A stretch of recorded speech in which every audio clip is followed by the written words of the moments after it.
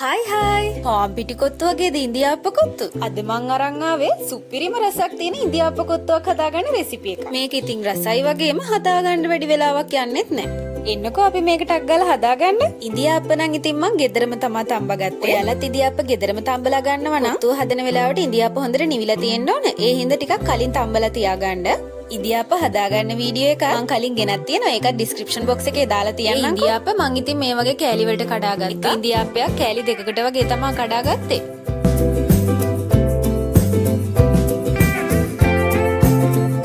මේ තියෙන්නේ මේ විදිහට ඔක්කොම ටික කඩාගත්තා. දැන් අපි යන් ඉන්දියාප්ප කොත්තුව හදාගන්න. මුලින්ම වාජනයක් ලිපේ තියලා ඒකට පොල් තෙල් මේස ඇති එකමාරක් විතර එකතු කරගත්තා.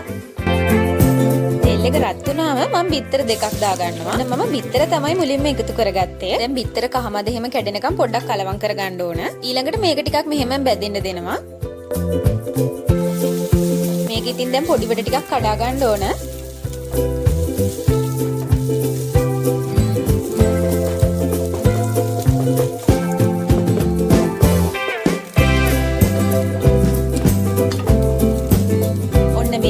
තමයි මම තලාගත්ත ඉඟුරු සුදු ලුණු එකතු කරන්නේ. ඒත් එක්කම මේ වගේ පොඩියට කපාගත්ත සොසේජ් කරල් තුනකුත් එකතු කරගත්තා. දැන් මේ ටික හොඳට කලවම් කරගන්න ඕන.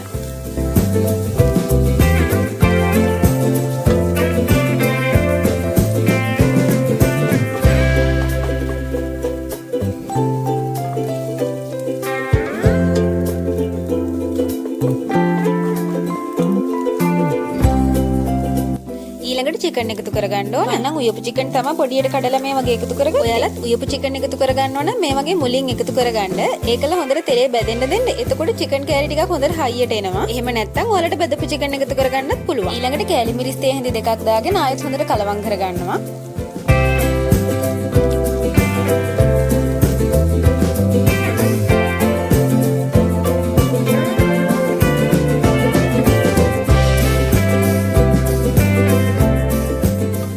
දැන් සෝයා සෝසුයි සීනි එකතු කරලා හොඳට කලවම් කරගන්නවා. රයිස් එකක් හදද්දී උනත් මුලින්ම මේ වගේ සෝයා සෝසුයි සීනි එකතු කරාම සෝයා සෝස් වල ලුණු රසයි සීනි වල තියෙන පැණි රසයි එකතු වෙලා සුණු හොඳ රසක් ලැබෙනවා. ඒ හින්දා මුලින්ම මේ වගේ දෙකම එකතු කරගන්න.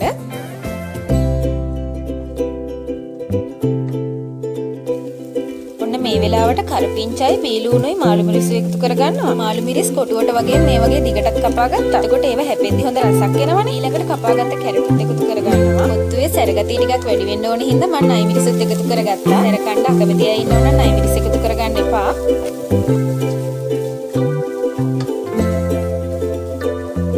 මේ එළවලු ටික හොඳට කලවම් කරලා තැම්බෙන්න නොදී ඒත් එක්කම ඉන්දියාප්ප ටික එකතු කරගන්න ඕන. ඒත් එක්කම චිකන් හොදිත් එකතු කරගන්නවා. චිකන් හොදි කෝප්ප දෙකක් විතර එකතු කරගත්තා. දැන් මිරිසුත් තේ හැඳි දෙකක් දාලා හොඳට කලවම් කරගන්නවා.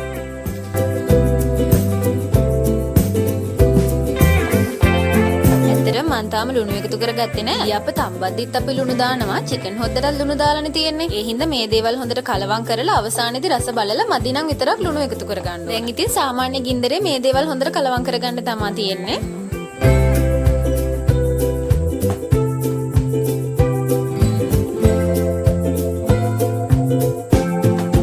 මේ ටික හොඳට කලවම් වුණාට පස්සේ මම මේ වෙලාවට ලීක්ස් එකතු කරගන්නවා.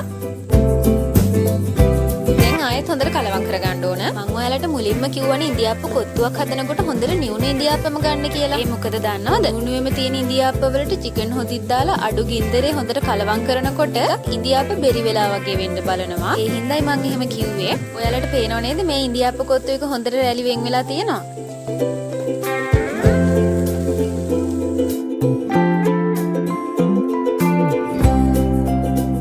ඔක්කොම ටික හොඳට කලවම් වුණාට පස්සේ මං ඉන්දියාප්ප කොත්තුව ලිපෙන් අයින් කරගන්නවා. ඔන්න ඔහොම තමයි ඉන්දියාප්ප කොත්තුව රසට හදාගන්නේ. මට නම් ඉතින් කඩෙන් ගත්ත ඉන්දියාප්ප කොත්තුව වලට වඩා ගෙදර මේ හදාගත්ත කොත්තුව මෝරම රසට තිබුණා. ඔයාලත් ඉන්දියාප්ප කොත්තුව හදද්දි මේ විදිහට try කරලා බලන්න. ඉතින් මේ වීඩියෝ එක ගැනත් ඔයාලට හිතෙන දේ පහලින් කමෙන්ට් එකක් දාගෙන යන්න. ඒ වගේම මේ වීඩියෝ එකට like කරලා අපේ channel එක subscribe කරන්න අමතක කරන්න එපා. ආයෙත් මේ වගේ වීඩියෝ එකක් අරන් මං ඉක්මනට මෙන්නම් ඔයාලට සුබ දවසක්.